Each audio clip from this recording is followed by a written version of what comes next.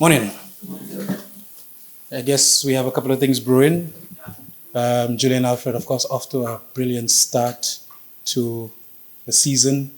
We know at the beginning of the season we have the shortened forms in terms of 60 meters. This is where you get your impetus to drive you going forward. So we have that ongoing. We have continued works at the Darren Sammy Cricket Grounds. Works continues at the Mindo Phillip Park. Just attended the Leones Secondary School opening ceremony for the school sports, and the Groseley playing field is expected to be closed from tomorrow for commencement of works ahead of ICC Cricket World Cup. In addition to that, Tariq Edward returned to St. Lucia from the Under-19 Cricket World Cup in South Africa. Let's go. Yeah. So Olympics, you spoke about Julian Alfred, but I want to speak to you broader. Why is St. Lucia in terms of preparation for this year's Olympics? You know, this year we're trying to get a medal for Paris 2024. It's luck. I can't figure it out.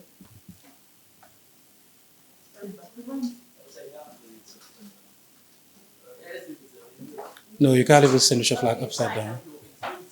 Oh. Yes, but in terms of preparations for Paris 2024, where are we? Okay, so Paris Olympics, it's a very individualistic sport in terms of track and field. So we have two individuals who have qualified, and that's Michael Joseph from the community of Groseley in the 400 meters, Julian Alfred from the community of Cicero in the 100. Both are athletes that have professional coaches. Michael is in the college system, so he's still part of his college track and field team, and so his training and his regimen would be based on that. In terms of Michael Joseph, there are a number of competitions that he's already written to me as Minister of Youth Development and Sport that he would like to participate in preparation for the Olympics. And so it is left to me to find the funding. And of course, we do have the funding with the national lotteries in our budget at the ministry to ensure that he gets that preparation, that level of preparation. What we want to see is the actual communal support behind our athletes. And so I've had meetings with some of his family members, and we've set up a committee that will commence the Michael Joseph Road to Paris sort of activities in terms of fundraisers, in terms of bringing the community behind the athlete. In terms of Julian Alfred still has a budget from last year that we have set aside for her preparation for Olympics. And so she continues to train with Coach Flo at Texas, and we are already seeing a very fast start to her season, breaking the 60-meter record at the last event. What we are hoping to do this time around is to, stay even closer with Julian Alfred. We realize that she will not be in the collegiate circuit, and we actually believe that works better for her. So she would be more relaxed. She would have more, more focus on the Olympics, and we are very confident that these two athletes will continue to do very, very well. In terms of the other sports, I think we have. Did we qualify for sailing this year? I'm not too sure. No, Luke has not qualified. He have a couple of events coming up, and we are hoping that he can do well. He's very, very close. We're certainly hoping that he would qualify, and that would mean that for the first time in our history, we have two individuals from the constituency of Groseley participating in the Olympics. So I look forward to Luke meeting that qualifying standard. He is somebody that is very focused. He has a very good mind on his, very good head on his shoulder, very good parental support as well. He also have a couple of initiatives that he wants to undertake in the constituency of Groseley in terms of, providing the sport to making it accessible to other young people. And so as the minister and of course the parliamentary rep, I will be providing that level of support for him. And so these are the three individuals that we are certainly hoping will not just represent us at the Olympics, but they will do very, very well. Can you tell us anything about the meeting tomorrow with the residents of Groseley? I don't know my business though. The helipad. No, not, I guess. About the helipads at the private. Okay. Yes. So in terms of the helipad, I have heard most of that information, but I was not invited to that meeting. And as parliamentary rep, I've taken an approach to not get involved in things that I'm not necessarily invited to. But I do pay very close attention to what those developments are. I am aware that it's something that will bring some value to our community in terms of persons getting that additional option to land and to get into my community and my constituency and spend money. So I'm just certainly hoping that when it's done, that the level of persons who are able to afford to land in the community would definitely stop at our various bars, our food outlets, and support our people in the community. We also have a meeting ongoing currently for jazz with the Constituency Council. I was invited to that one, but it's a cabinet day, and this is actually the first day of my vacation for the next 2 weeks. But with budget coming up and a number of initiatives happening in my constituency this week, I thought it was important for me to come around and do what we need to do. Yeah, Mr. Minister, we know that that we focus on the area of infrastructure, and we know the Grosley playing field has been pivotal. It's part of the preparations for the World Cup, and you know, I'm sure you've heard it not for this year alone, but there's been talk about upgrading the Grosley field. In all this works, will there be some time taken to at least do some upgrade to the Grosley playing field? Absolutely. Before the end of 2024, I'm hoping to describe the Grosley playing field as the Grosley Mini Stadium. And so we've partnered with a number of corporate individuals that have committed large sums of money, and also the National Lotteries Authority, and of course some of the World Cup prep that we have going on right now to ensure that this becomes a reality. As I said, we are closing the field next week, and I had to write officially to Sandals to allow us to use the area next to the landings for sports activities for the community of Grosley. Considering what we've been dealing with, we do not want to have them displaced. Sandals has agreed to allow us to go in there and to pretty much excavate a standard playing football field so we can still have our little competitions, while for the next 6-7 months, we'll be having the upgrade of the Grosley playing field. What we'll see is stands, we'll see an enclosure, and we will see an actual upgrading of the surface of the Grosley playing field, which means Grosley as a semi-professional team will have a home come the end of this year for gate receipts and some of the commercial activities that the people of Grosley actually deserve. Any new updates for alternative sports? This weekend, well, we have a calendar of activities out. I do not have it with me right now, but we have a number of activities happening the following weekend, Independence Weekend, in terms of drag racing. And so we're expecting a number of people to go to the place commonly known as the Kakabef in Viewfort to take in some of that. Unfortunately for me, well, fortunate and unfortunate, the activities happen around my birthday, so I'm not sure how much of it I'll be able to take in, but I'll certainly be in and around the area to support alternative sports. We had some challenges this year with motocross in terms of the venue, but we continue to say to individuals in that sporting fraternity that we are here as a government to support them. We provided and we initiated the alternative sports season so as to include them in our activities. And so we're certainly hoping that we can sit at the table and ensure that we do a little bit more. We have a national chess competition coming up as well as darts and some other competitions in alternative sports. So we're certainly hoping that everybody that is interested in a sport could have their time to shine with this government. Speaking of alternative sports, we know that esports has grown, right? There's an ongoing esports craze, I should say. Yeah. What has been done to develop that sector? Well, the thing about alternative sports, since it's been left for so long uncoordinated, we have a number of different individuals with different associations, with different organizations doing their thing. So you would find there's no one central St. Lucia Esports Association. And when I came in, that was one of the first things we tried to hone in on, to have an esports association. It is a multi-billion-dollar industry. I mean, a multi-billion-dollar industry. And so one of the first things I did as minister, as I traveled with our national esports team, to really take in some of the competitions and to ensure that we can have that here. What we want to do in the near future is actually have a home for esports, which pretty much is a room with widescreen televisions and at least sitting areas for people to enjoy themselves. But we're certainly hoping that we can have our esport champion be developed in the region and the world. It's certainly something that I'm passionate about as the Minister of Youth and Sport, and so we're certainly hoping to have some progress in the coming year. And briefly, so just what is the status with the Rosalie Police Station, we've seen some movements going on there. How feasible is this? Yeah, I'm very satisfied with the progress that we're making at the Rosalie Police Station. We are seeing a number of young people from the community being employed, which is one of the things as a parliamentary rep you want to see. Different skills being, utilized in a way that is productive for the entire constituency. We know the history of the Rosalie Police Station. It's non-existent for almost 8 years. And of course, when we came in as a government, we thought for a constituency of over 30,000, security was something that we really had to hone in on. And so we saw the commencement, and I'm very satisfied with the pace at which the works are ongoing. So we're certainly hoping that very, very soon we'll have more visuals for you all in terms of pictures, and we can have a safe place, a comfortable place for our men and women to provide security for our people. The old police station in Masad, this is an area that is earmarked for a different sort of development.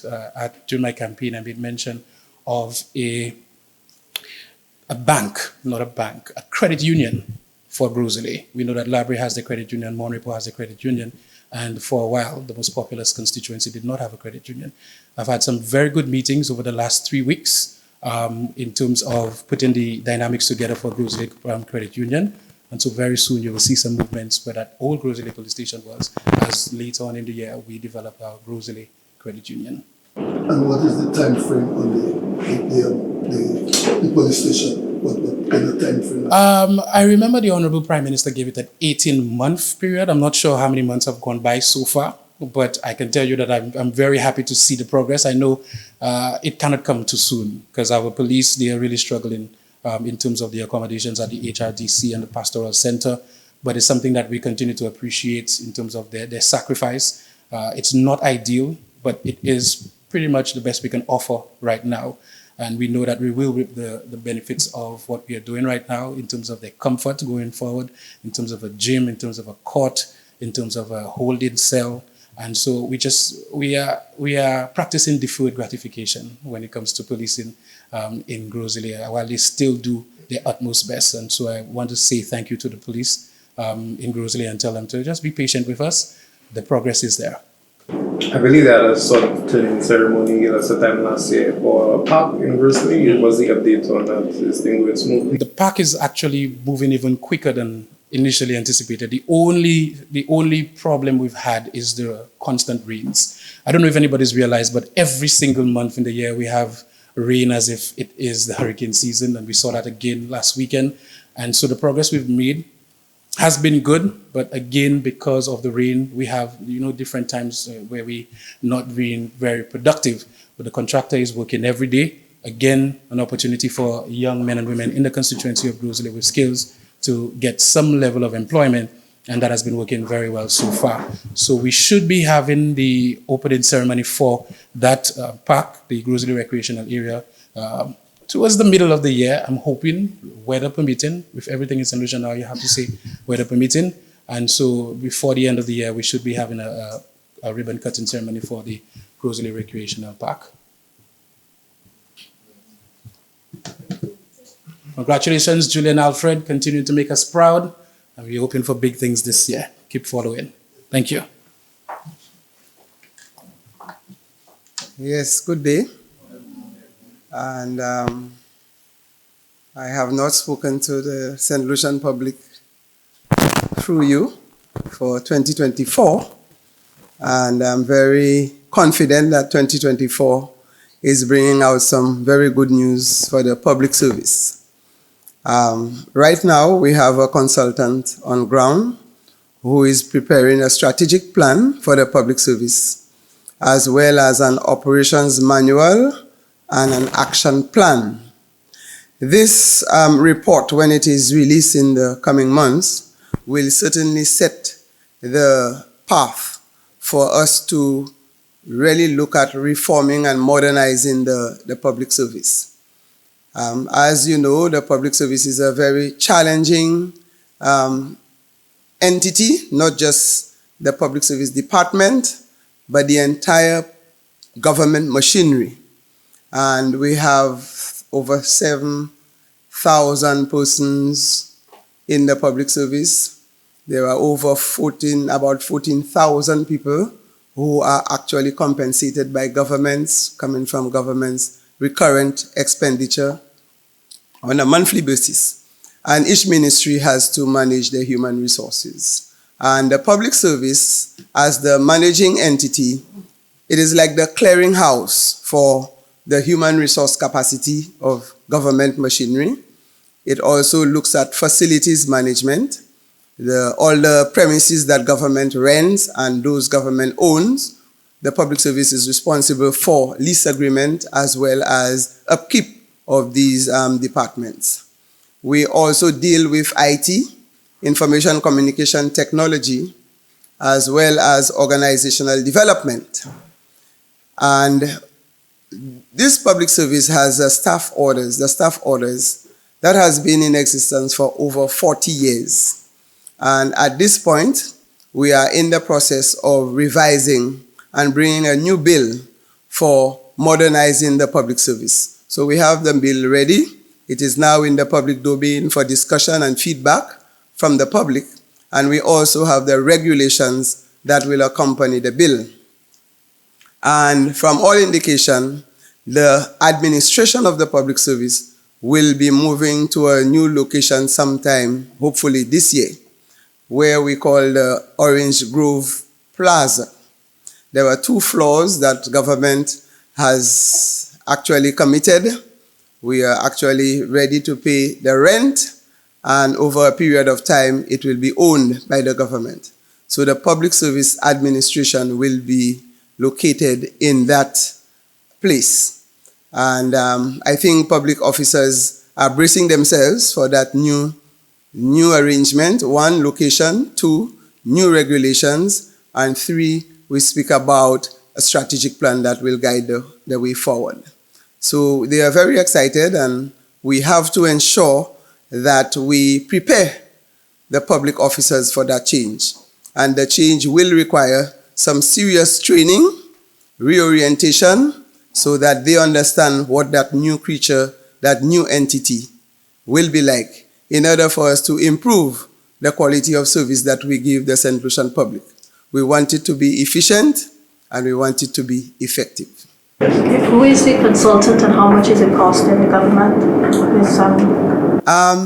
The consultant is somebody who has been working in the public domain. He's a very experienced regional consultant, because sometimes we do choose consultants that will speak to what we want to hear. So it's good to hear the views of somebody who is not a St. Lucian, because when we are in our own little corner, we prepare things for ourselves. So we actually got a consultant in the name of Dr. Aubrey Armstrong. He has a long history of working with public servants throughout the region, and we felt that he was the best person who would be able to do justice to what we want. The consultancy, I don't want to disclose the cost of the consultancy before. I prefer the Prime Minister to handle matters of finance. Okay, can we expect more from the digital platform, the online platform for the public service? Can we see more agencies, more units having their services being available on that platform this year? Right, because we are supposed to provide 154 services, and within the next few months we are putting in 16 more. So they are actually steadily improving the number of services that we are trying to provide to the government agencies. So there was a little slowdown, but now they are at full speed, because that project is almost coming to an end in the next few months or so. I'm not too sure of them, which ones now, but I was informed that there were 16 of them coming on stream.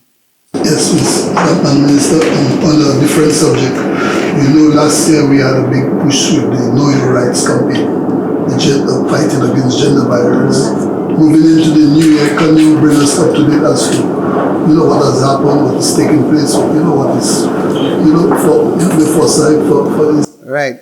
This project is going on full steam. In fact, as we speak now, they have a stakeholder consultation at the Harbour Club Hotel, where we are developing a gender policy for St. Lucia. And today we are actually expecting feedback from the stakeholders so that we can finalize the document. As you know, the Know Your Rights campaign is a project that is funded by the French government. It costs, that one I can speak to the cost, it costs about 600,000 euro.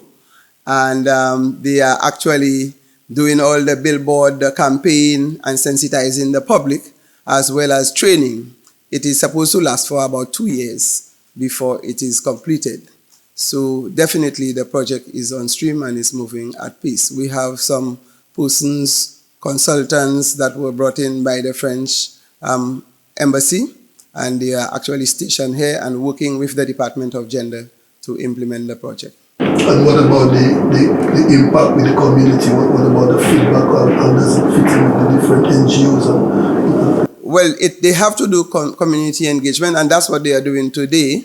They are getting feedback from the NGOs and the stakeholders on what is happening with gender and gender equality. Because you see, in the absence of a clear policy, you hear little piecemeal of different things that different groups and different persons are doing with regards to gender and gender equality. But when we establish a policy, everybody will be clear on what direction the government is going and what are the things that we need to do to ensure that we achieve gender equality as we are mandated, one by the United Nations and other agencies that are willing to support us in advancing the issue of equality between men and women in our society. And the domestic violence bill will play a part in this? Yes, in fact, we have quite a few projects that are going on. In fact, after we passed the domestic violence bill, we got an outpouring sources, a set of sources that came in to give us the resources, both financial and human resources, to push that agenda forward. We have done training for about 50 policemen on how to handle domestic violence issues, because when people find themselves in domestic violence cases, the police did not know how to distinguish a regular criminal activity or one that is a domestic one. So in that case, we did not have data to disaggregate what is domestic violence and what is not. So now the police are getting training so that they understand when somebody comes in to make a report, they can decipher whether this is a domestic violence case or this is just a straight criminal offense. Madam Minister, any updates on the passport office? Yes, the passport office, they should have moved in maybe about 2 weeks ago. But apparently there was some little work that went on there without the knowledge of the landlord, and that actually contaminated the air in the air conditioning unit. So they had to go back again and do a general cleaning. We have done an air quality test and everything is okay now. So they are all set. They have contracted an agency to help them in the moving. So they are ready to move all the equipment. In fact, initially they were short of furniture because it's not, when you move into a new home, you may not want to carry all old things you had in the previous home. So therefore they requested some new furniture. And as a result, we had to acquire these, including what they will be moving across with. So they should be ready to move now. Do we have an updated date or when they will move? In fact, as far as I was told, they should be moving around now. They have already packed up all the things, so the agent's supposed to start, because they were just waiting for the all clear for them to move into the room.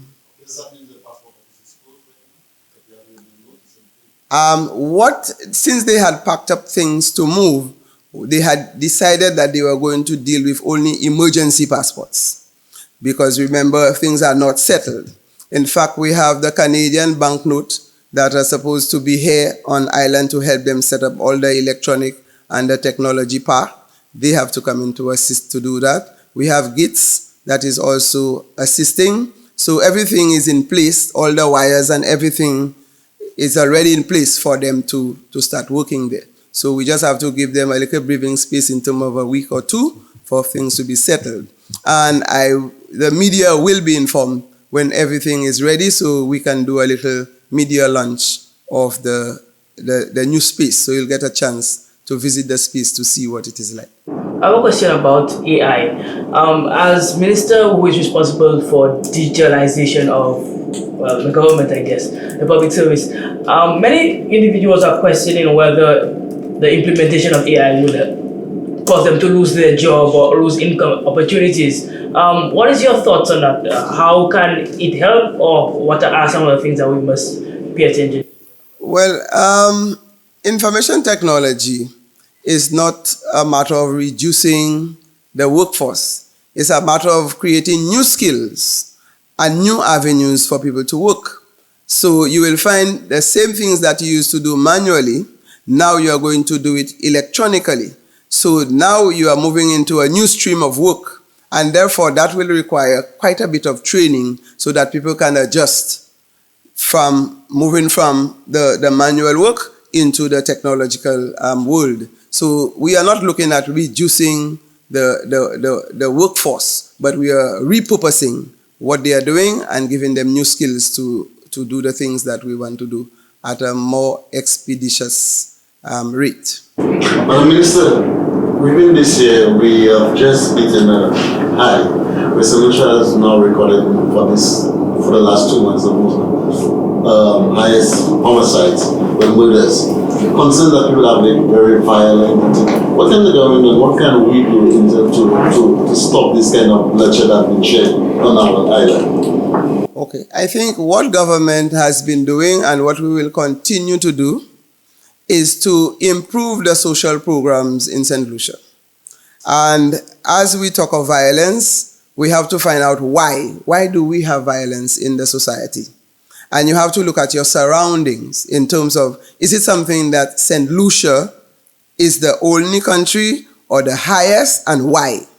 And we look at what's happening in the region, and for those persons who know our physical location, and there are quite a few studies going on now to find out why St. Lucia is attractive for certain persons who want to carry out certain activities.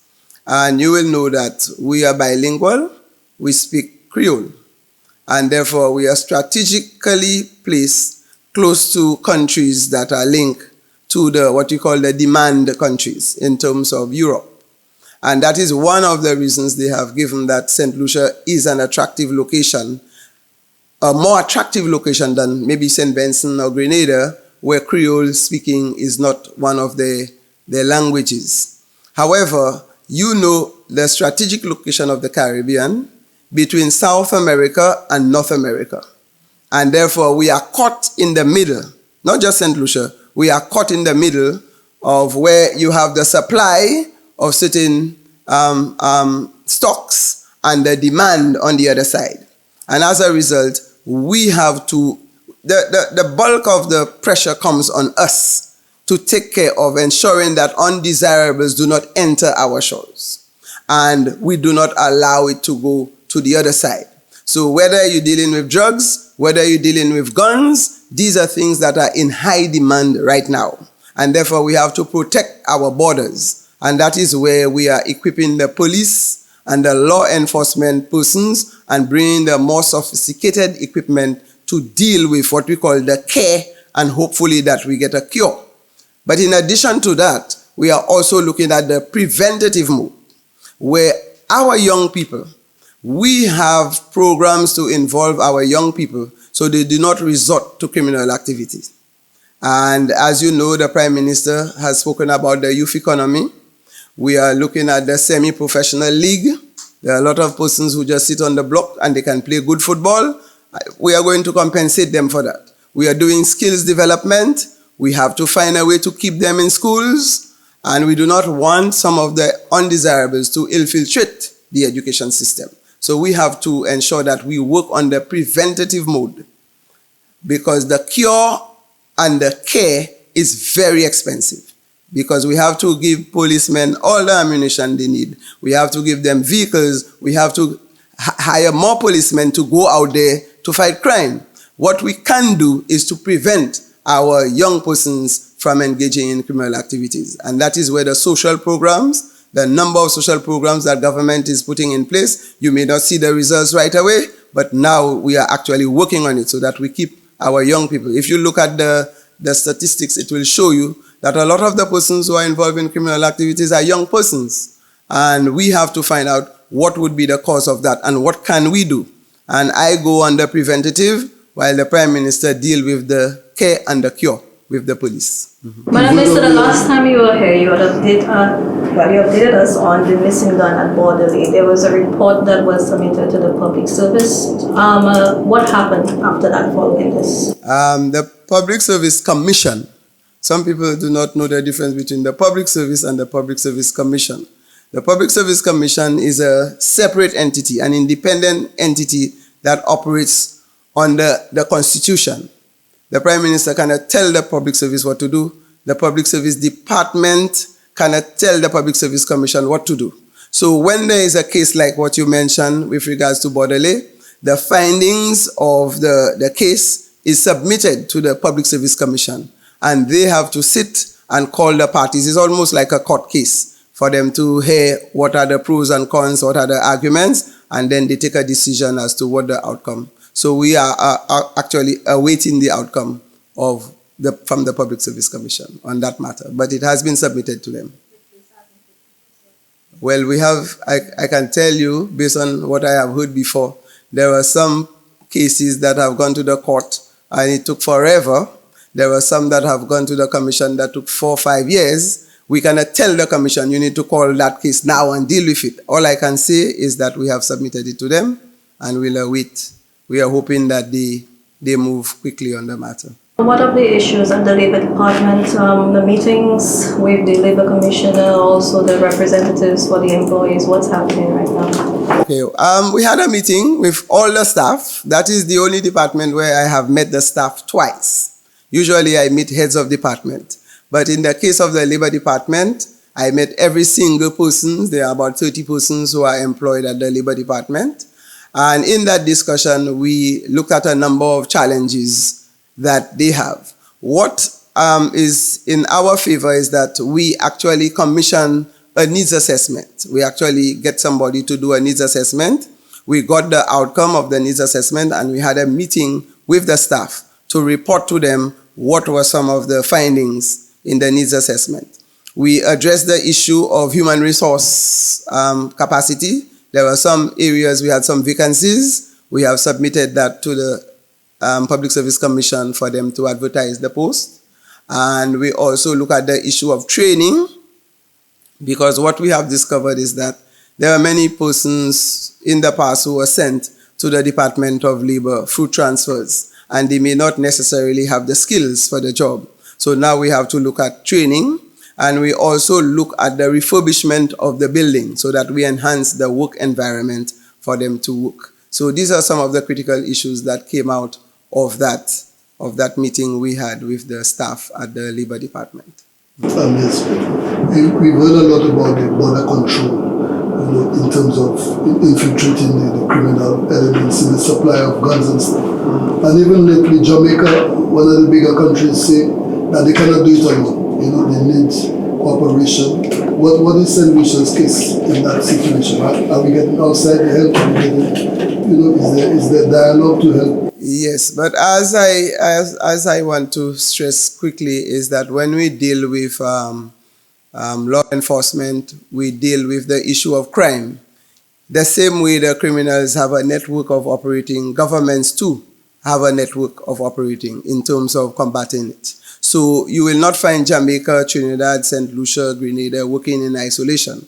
They actually work together so that we use intelligence to know what is happening in one country and how we can protect our borders. So that I know is in place, and the Prime Minister, as Minister with responsibility for national security, last year he was heading COSOD security in CARICOM, and that is all the countries in CARICOM dealing with national security within the respective countries. He was actually chairing that committee for a whole year. And in this late last year, he handed over that chairmanship. But during his tenure as chairman for COSOD security in CARICOM, we managed to get a number of things in place. And we also got a number of agencies that came in to assist St. Lucia.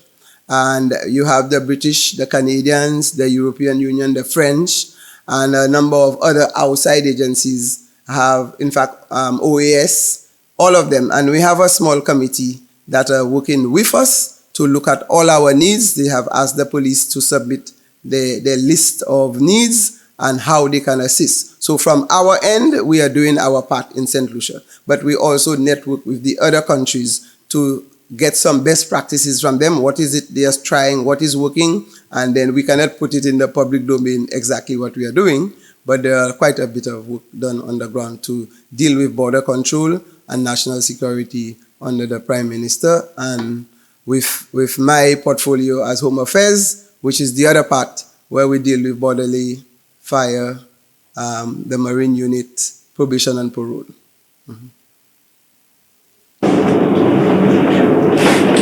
I'm sorry, the update on the border control units, ma'am. So you have an update on that? When can we see the establishment or the Prime Minister, we have a report that was presented, and the Prime Minister will be inviting the persons who were involved in designing that plan to come forward to make a presentation to Cabinet on that.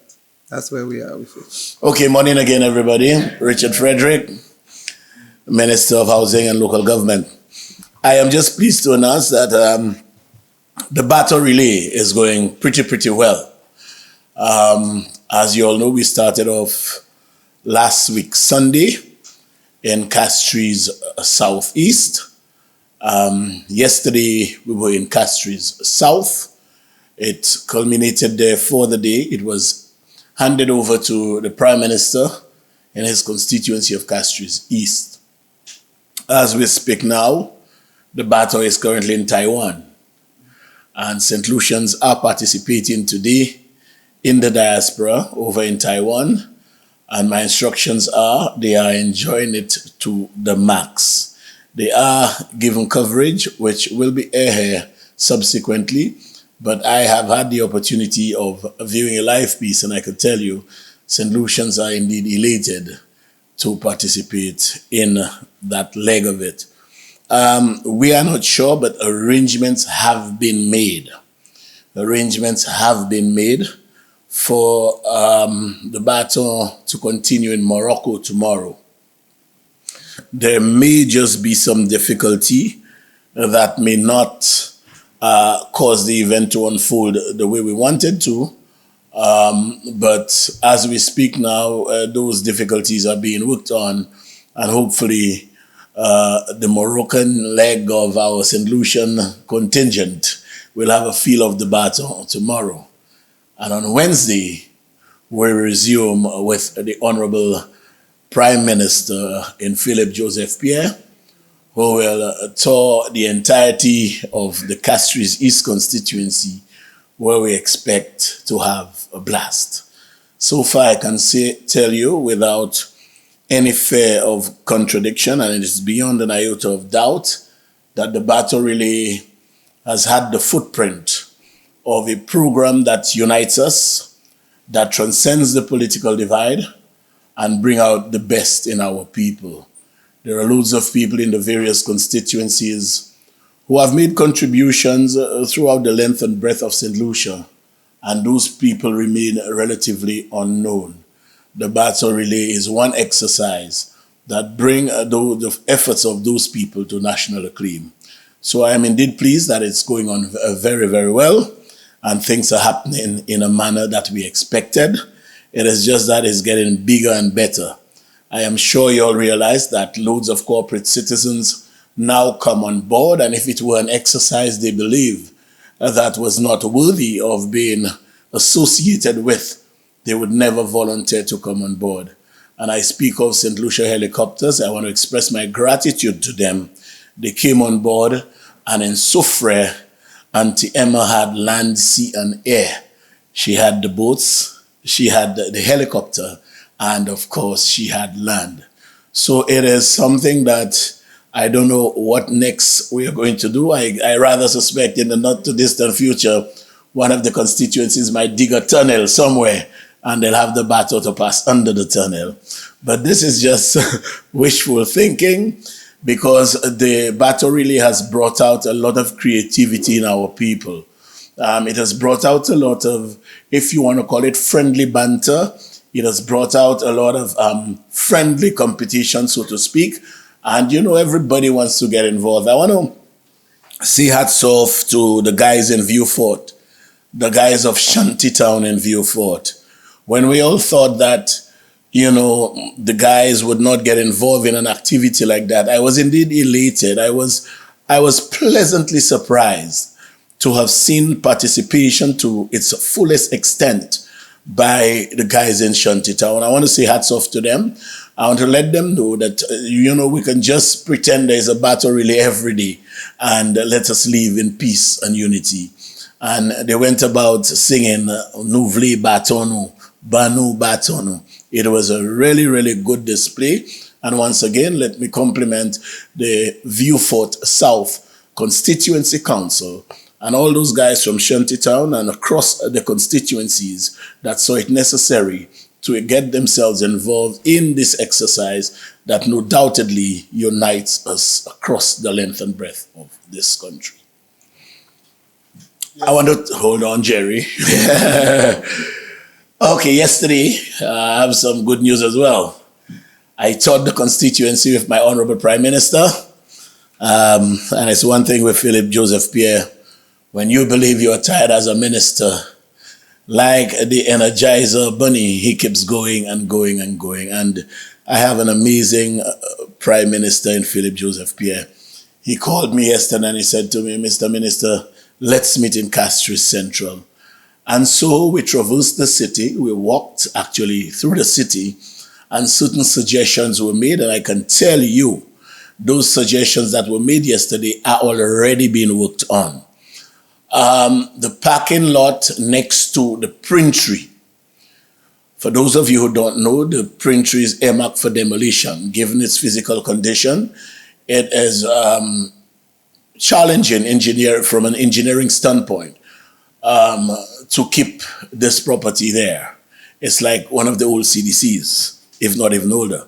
Anyhow, it is earmarked for demolition, and so the printery is almost in a vacant state. It's a structure that is almost unoccupied. And what we did was we had parking lots next to that place that were earmarked for persons, government workers who worked at the printery. And only yesterday the Prime Minister said, Mr. Minister, why don't we build a nice arcade-like, beautiful colors, painted properly, newly built, for the vendors who sell in that general area, the vendors who unfortunately make an eyesore of the city. I don't think it's their intention, but invariably that is what happens on a Sunday when you walk the city and you realize that they leave their tools of trade hanging about. You come to the realization that, look, we can do better as a people. So in compromise, he has asked me to almost immediately start construction of some vending booths in that parking lot. And I could tell you they started. He has also asked me to rejuvenate or rehabilitate Bido Park, and that already is being worked on as well. So we shall be building some vending booths there to ensure that there is somebody who sells right at the junction there by the printery under the almond tree. It's an eyesore. It is. And I've always said that this government is not against anybody making an honest dollar. If somebody would have been against any Malawi, so to speak, making an honest dollar, it would not be me. And that is why when I said nobody would touch my vendors, I remember it brought to mind what the last administration had done to the vendors on 2 consecutive Mother's Day. Took all this stuff and went and dumped it at Masha.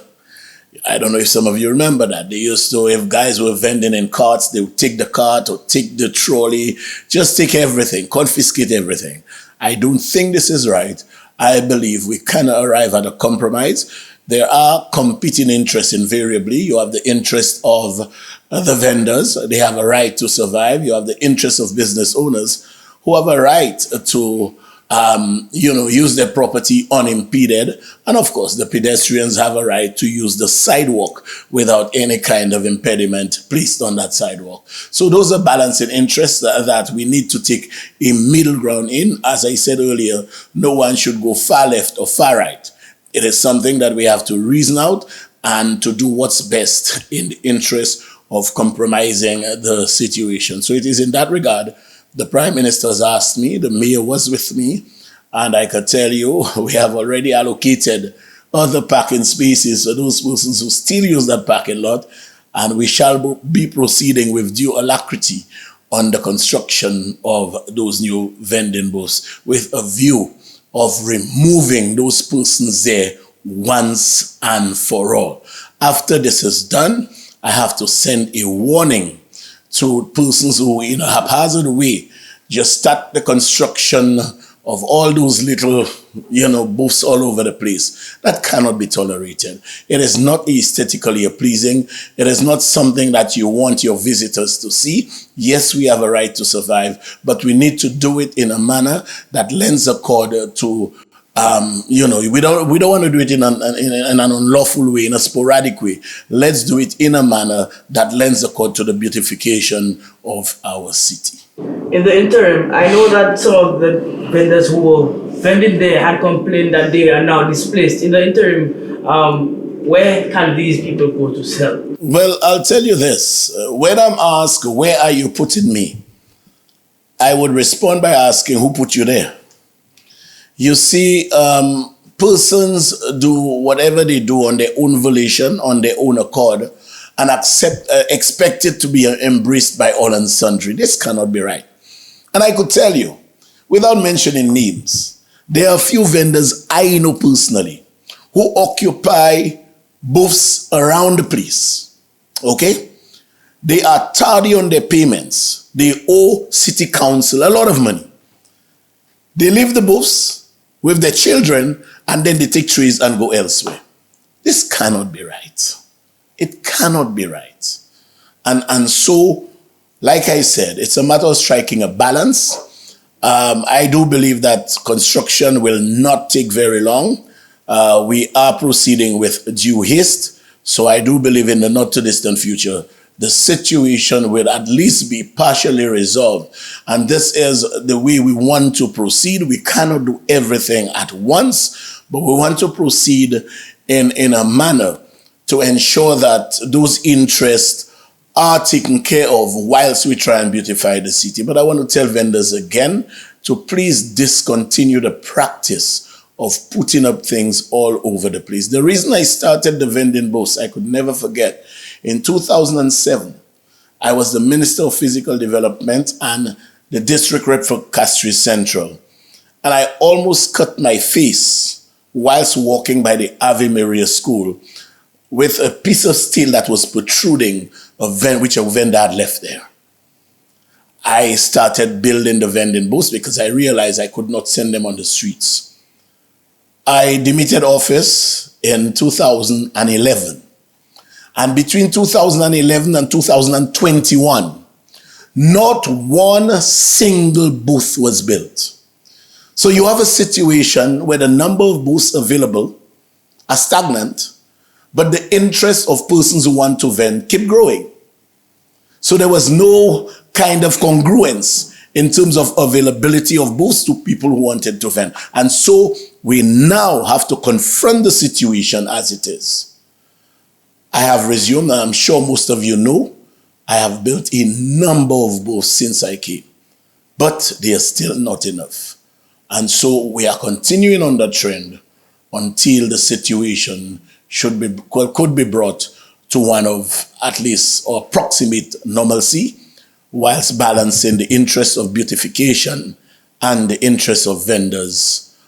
We balance that and we find middle ground to ensure that Castries looks appealing and aesthetically pleasing. Yes, in the interest of law and order in the city, we heard that there will be a review of the city police to complement the Royal St. Lucia Police Force. What is the status of this development? You see, the sad reality is some journalists, I won't say all that, they'll just take what they hear and put it in the news.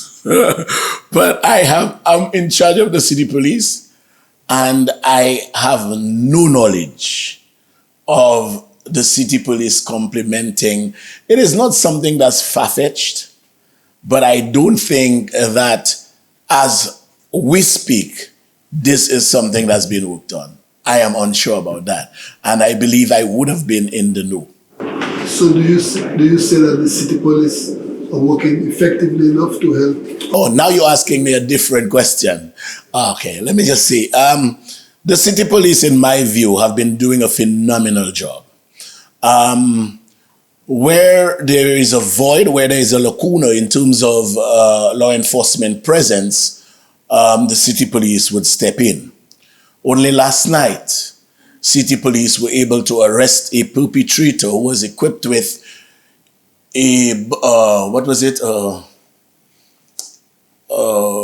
he had some kind of instrument to break into one of the huts by the customs department. And the city police were informed, and they ended up there with haste, and the person is currently in custody. I am sure you realize when we have the visitors around town, you see a heavy presence of the city police. If they can complement, or if they can work together, or if they can form part of the police force, I have absolutely no qualms with that. All the better. This government is working to one objective, i.e. creating a safer space for the St. Lucian citizens. And no matter what kind of device that is used, no matter what kind of strategy that is used to reaching that objective, once that is the objective of the exercise, then invariably we will be on the same page. I know they complement them very well. They work together as to whether they can be part or not part of the police force. That invariably would be a policy decision that cabinet would have to deliberate on. And that is why I'm saying probably I don't think this is something that's been worked on. Now I'm not sure, but as and when we get to that bridge, most definitely we will cross it with letting you, the journalists of this country, know exactly what is happening. So there's no review of the city police. The Prime Minister, I think earlier last month, he did indicate that a review, not, I don't know if it's to join the police. Well, that was, now that's a totally different question.